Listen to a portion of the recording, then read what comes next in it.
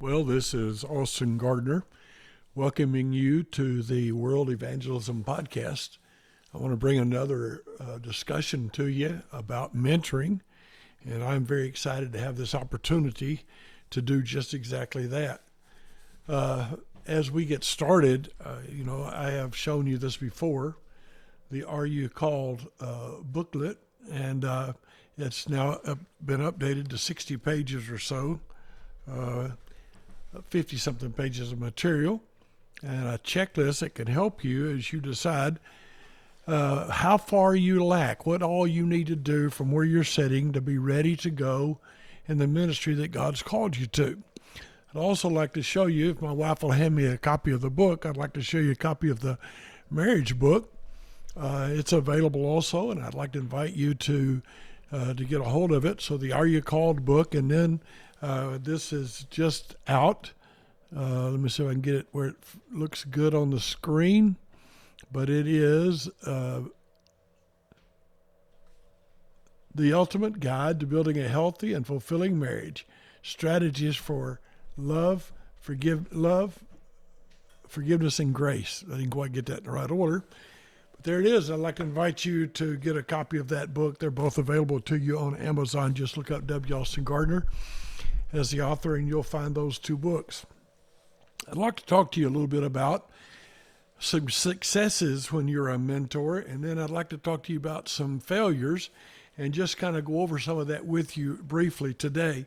One of the most exciting things in my ministry is that I have watched men that I have trained, both North American English-speaking men and Spanish-speaking men, plant indigenous churches that can go on and continue to do the ministry that God has for them. By that, we believe whenever you're discussing missions, you have to define your terms, because you'll hear about people that plant 300 or 400 churches in a year, and you'll read about that and you'll say, how in the world is that possible? Well, I think a lot has to do with how you define terms. So I use a term that comes from a guy named Nevins, made very popular by Melvin Hodges, who was an Assembly of God pastor, who wrote the book on the indigenous church. And the other book that's very famous and is always discussed by everyone is by Roland Allen. And Roland Allen was an Anglican.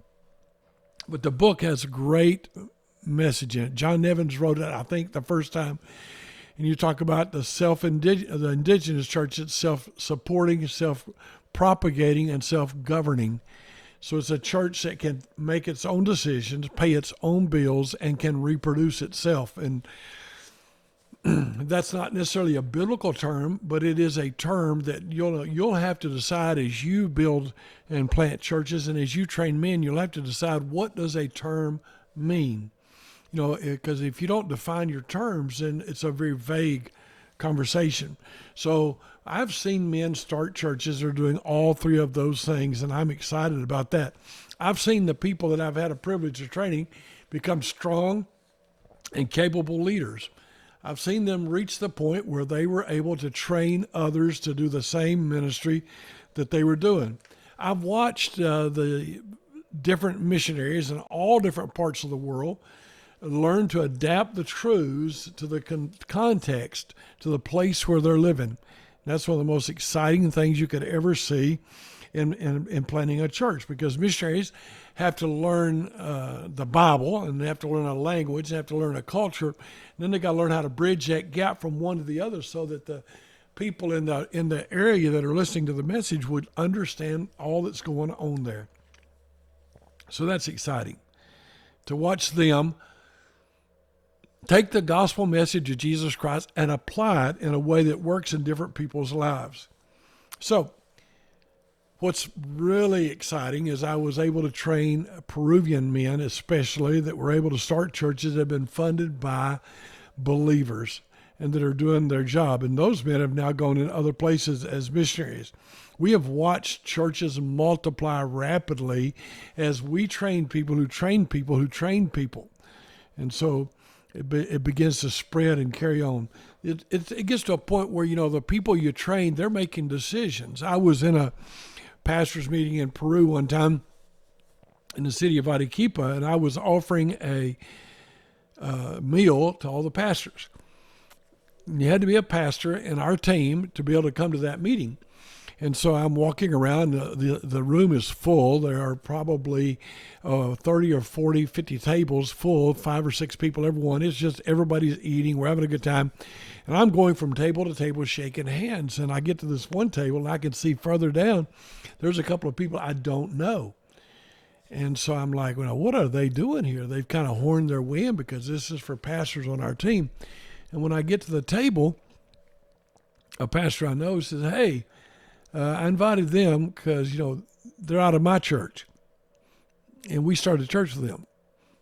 And they're pastoring now. And I was like, wow, blew my mind. I didn't expect it. I wondered what they were doing here, but what a privilege that God would raise up people like that. What's beautiful is as you train people, some will go way above and beyond what you're able to do. And that is one of your successes. You're watching them change from you to something that they can do that's even more. But just let me tell you that there's some problems and failures that I see when we discuss being a mentor and training men. Sometimes you can train men that will become overly dependent on you. They need you. Sometimes, if you're not careful, you can impose so much of your own training in the place where you're from so that you could make Western cultural trappings take over the ministry that you're trying to train them to do. Sometimes, another danger is that you'll try to move too fast. What you want to do is to see a bunch of things happen. You want to see a bunch of men trained, and so you'll move too quickly, and the people you're training won't be ready for the ministry that you throw on them. That'll cause them to get discouraged and to leave and to quit. And so, you want to understand that. And then if you're not real careful as you train men, they're beginning to make their own decisions. Some of them will even embrace non-biblical things you didn't teach and don't believe. Some of them will develop moral, ethical failures. I've dealt with that. I've dealt with men that literally basically tried to steal church properties. I've dealt with men that have fallen into immorality and everything else, and it becomes a massive stink when you have to deal with that. But that's part of it. One of the dangers is that there will be a big argument about who's really in charge here. So many mentees are upset and angry about you having leadership over them. So you got to be really careful when you're training them. You want to be careful also that you compart the biblical vision and not just your vision, and then you let them go forward doing it the way they feel God would have them to do. Maybe one of the hardest things of all to do is to pass the baton and let the other person go on and do the ministry. That's hard because you want to be the center of attention. You want to be the guy. You don't mean to want to be. You're not trying to want to do that, but it's just a part of what happens. Now, you're going to train men, and some will struggle, and some will fail, and some will succeed, and some will go on beyond what you're able to do. That's the way it works. Some thrive, and some only survive. You're going to start and train men that'll never get a church above 50, and you're going to train other men that may go way above and beyond anything you've ever believed or dreamed of. If you travel across America, you'll find that most church auditoriums are just a couple of hundred people, 180 to 250 people, because most churches will never be very large. And so we know that when we're dealing with people and when we're training people. You need to know that you and the people you're training may face outside persecution and opposition. As I started training men, I was constantly almost the laughing stock of the other missionaries. They told me I was wasting my time. They said that by dealing with these people, I was wasting my time. And when you're training people, it takes longer than it does to do it yourself. And when you're doing that, people may think you're not getting the job done. Then there will be things that are conflicts between your culture and the culture you're training people for. And if you haven't learned to bridge that cultural gap, and if they haven't learned to get to a spiritual position, it can be quite difficult. And so we have to go and train men. And some of them are going to leave us and do the opposite of what we've trained them to do. And I think that's pretty hard to deal with, but I think you have to be honest and you have to know that that's a possibility as you train men, that not everybody will do what you train them to do. So let's discuss real quickly what it means when you're training men. You know, you start with a vision and you start with a burden and you're really concerned. I wanted to reach Arequipa, and I didn't even really want to reach the whole city. I was working in a place called Hunter, and that was really pretty much all of my goal and all of my heart was to reach in that area. But as you start to build relationships and you gain some trust and people start allowing you to be there and you're in there on purpose, God begins to open some doors as you train people. They helped me learn the culturally relevant way to communicate truth. I could speak truth and they could help me see and understand how truth was going to work in their society. And I began to see lives transformed and churches started and things happening. People were coming together into new fellowships and churches are being formed. And we started doing discipleship, and I was discipling guys that were discipling guys. Then we began to identify local leaders. You know, as soon as the guy walked in the room, I was like, I believe that man might have it. He might not even be saved yet, but I could see that there was leadership there, and I prayed God would save him, and I began teaching and training. And those guys then took the ministry and went on forward, and it became their church. I've been gone for 30-something years now, and the first church I worked in is still going, and God is blessing that. And I'm so excited about what he's doing. And your churches make disciples and continue to do great works for God after you're long gone.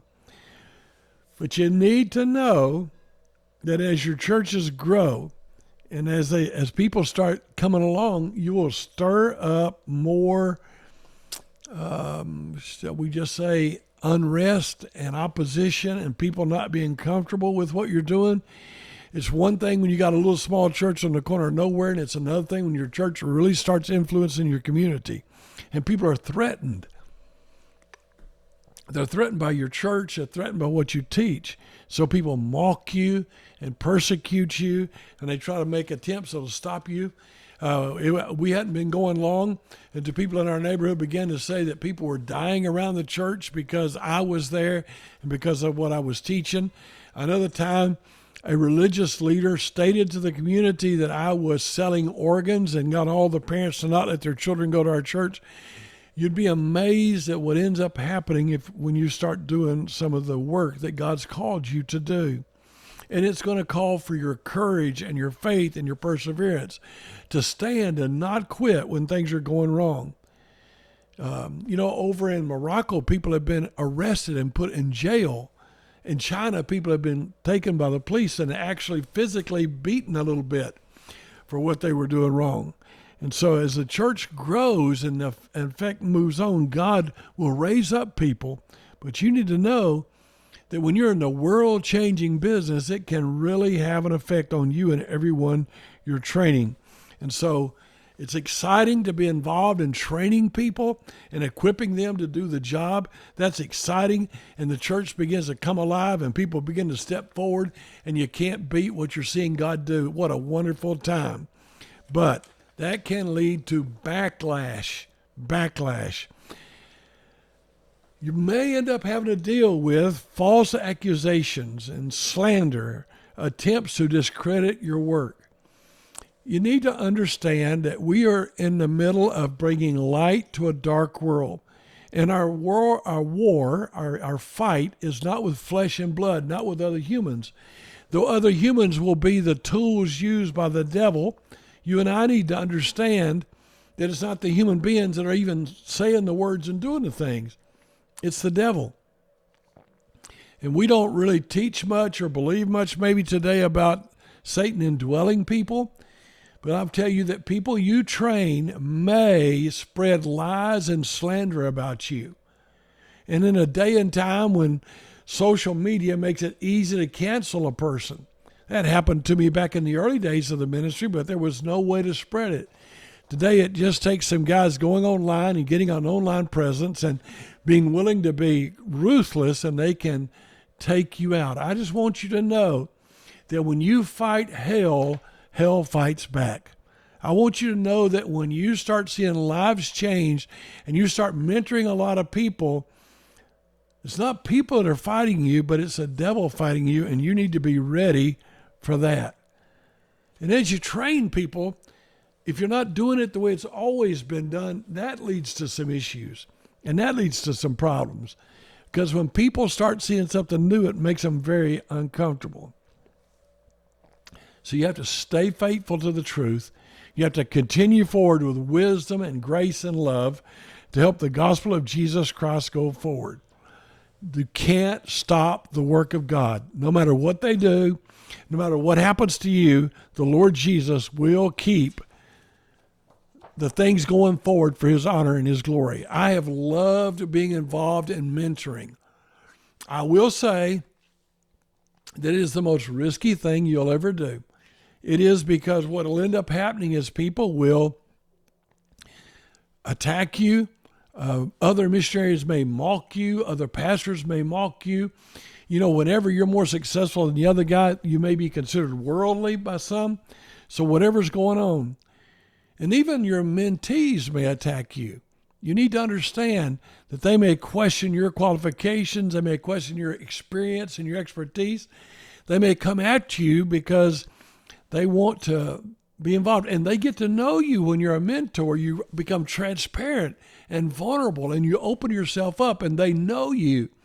So they know how to take what you've said and twist it and turn it. They know how to spread rumors and gossip if they want to.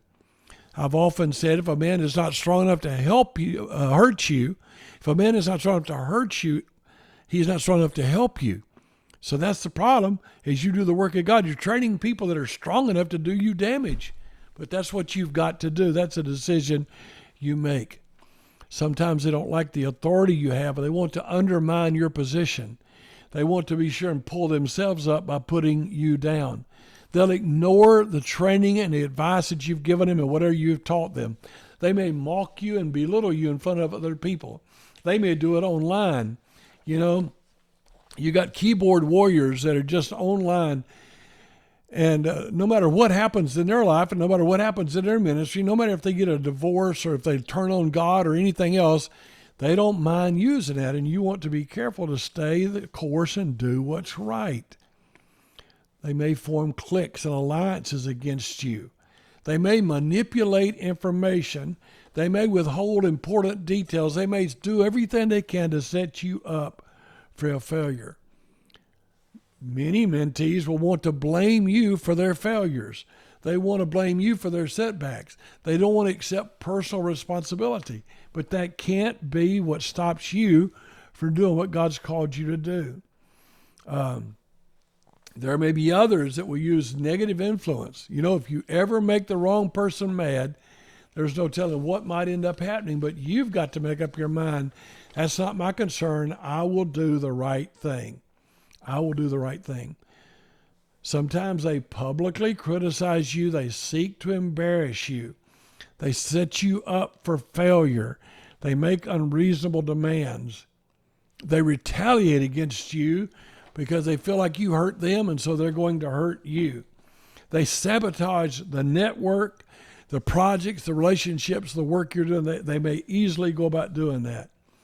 There will be people in your ministry along the way that will do just what Judas did to Jesus. There'll be people that will come against you and try to ruin you. There'll be people like Korah that came against Moses and rose up against Moses. And God very likely will not open the ground and swallow up your enemies like he has for others. You may be like the Apostle Paul, who will have to publicly call out Alexander Coppersmith, who did him much harm. They may do what they can to push you to the side and marginalize you. I just want you to know that mentoring is so effective that the devil has to fight it. He turns pastors into quite selfish people. They learn and keep it to themselves, only give out what they do in the pulpit, not to risk themselves, because they know how to twist your words. They know how to take and distort what you're saying and what you mean and the actions you've taken. They want to maybe harm your reputation or your credibility. They may even form competing groups to fight with you or to rival you. They may complain against you. They may share confidential information in any attempt to embarrass you or discredit you. They may make false accusations, unsubstantiated claims against you. They could even threaten you physically. So I want you to know there's a whole lot of things that can go on if you decide to get involved in mentoring, but it is well worth it. It's funny that Paul would say to Timothy and to the Corinthian church and others that Timothy was the only one who understood him and liked him. It is funny that Paul had so many different people he mentored, but only 2 get a letter. It is funny that even the Apostle Paul had to deal with people that stood against him. So I want to challenge you to mentor, and I'm going to bring you some more thoughts on mentoring. I'm going to try to teach you from the Bible about mentoring a little bit, and I'll do that in further episodes. But I just want you to know this is the most exciting and rewarding but threatening and dangerous ministry you can have, because you will be setting yourself up out there where people might try to harm you and people may try to cause you problems, but it's worth it. You go on forward for Jesus. I wouldn't go back. I wouldn't change it. I wouldn't undo it. I'm excited about what God's done in my life and ministry, and I believe if you'll think about it, you'll be excited about what God's going to do with you. Thank you very much for listening to the World Evangelism Podcast. I am so grateful I have the opportunity to be with you, and I just want to thank you for taking the time to listen to the podcast, and I hope you'll share it if it's of any value to you. God bless you.